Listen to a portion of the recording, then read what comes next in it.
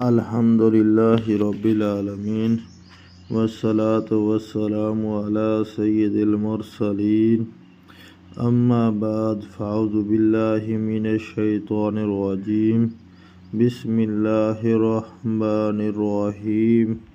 حضرت علقمہ فرماتے ہیں کہ میں ابو درداء سے ملا، انہوں نے مجھ سے فرمایا کیا تو کہاں کا رہنے والا ہے؟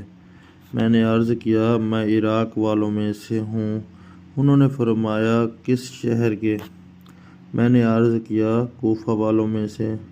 انہوں نے فرمایا کیا تو نے حضرت عبداللہ بن مسعود کی قرأت کو پڑھا ہے؟ میں نے عرض کیا ہاں۔ انہوں نے فرمایا کیا تو پڑھ واللیل اذا یغشی، تو میں نے پڑھا واللیل اذا یغشی والنہار اذا تجلی والذکر والانثی، تو وہ ہنس پڑے۔ پھر فرمایا کہ میں نے رسول اللہ صلی اللہ علیہ وسلم کو اس طرح پڑھتے ہوئے سنا ہے۔